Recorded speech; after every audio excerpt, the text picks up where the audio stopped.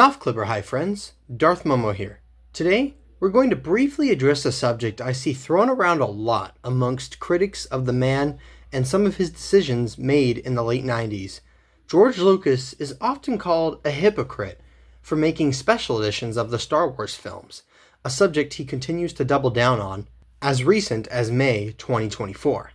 This harkens back to a speech he made in 1988, where filmmakers were requesting Congress to enact legislation to protect films from being altered, as around this time studios were putting forth the idea to utilize new technology to color black and white films. Critics of the special editions often point to this quote from Lucas and accuse him of being hypocritical. Here is the quote most commonly used.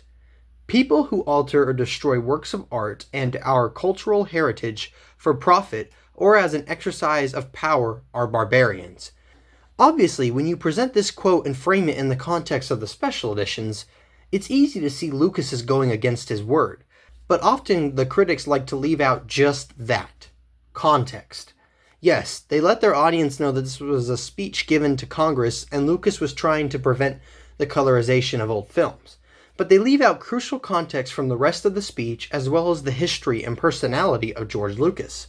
I encourage you to read the full speech online. I put a link in the description. It's not that long. There's even some interesting stuff about him almost predicting the rise of AI and deepfakes.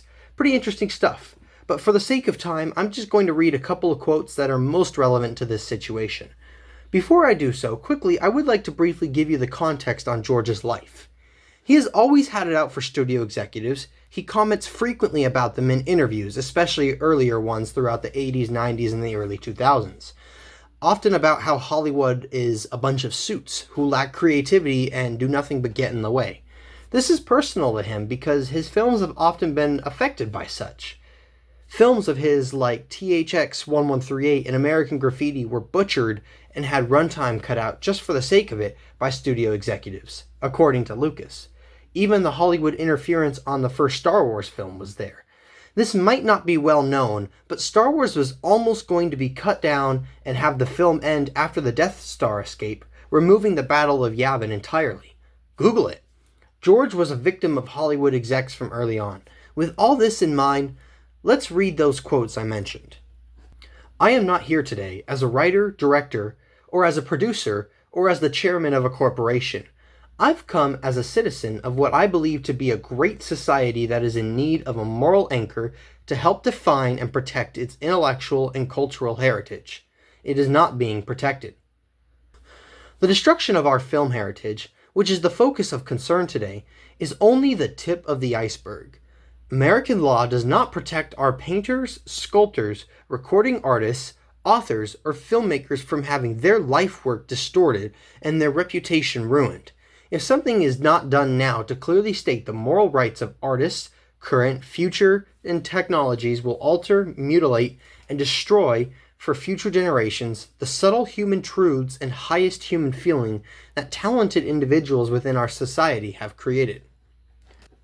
A copyright is held in trust by its owner until it ultimately reverts to public domain. American works of art belong to the American public. They are part of our cultural history.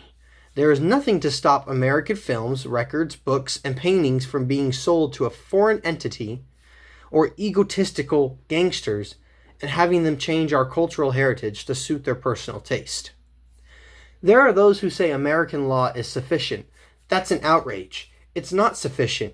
If it were sufficient, why would I be here? Why would John Huston have been so studiously ignored when he protested the colorization of The Maltese Falcon? Why are films cut up and butchered? As you could see, taking Lucas's personal experience in mind, which once again, feel free to research and confirm yourself, these comments have nothing to do with the idea of the special editions. Keep in mind that most of the black and white filmmakers are dead by this point. They aren't able to consciously make these decisions. These are something that studios would be doing to a deceased filmmaker's work. He's describing this as an issue of protecting a filmmaker's work from being edited by technologies, foreign entities, companies, studios, etc. He's describing here that filmmakers and various artists have nothing to protect their work from being distorted. I don't think that would be a fair statement to say that they can't distort their own work. So clearly this has nothing to do with an artist altering his own work.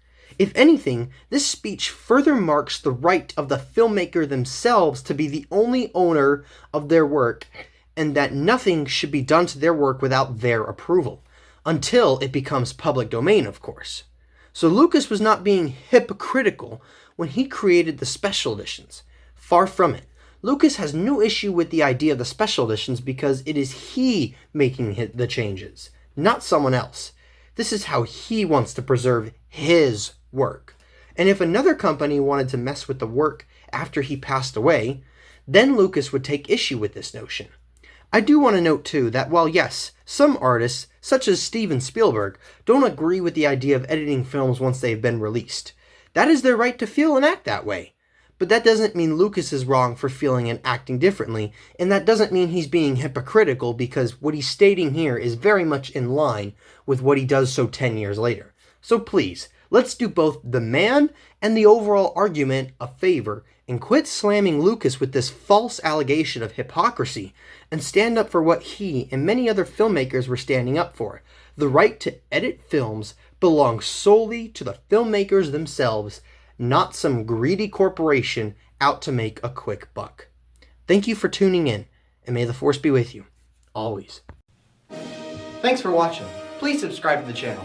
If you liked the video, comment down below and hit that like button. Oh, and check out some of my other videos. I'm sure you'll find them a delight.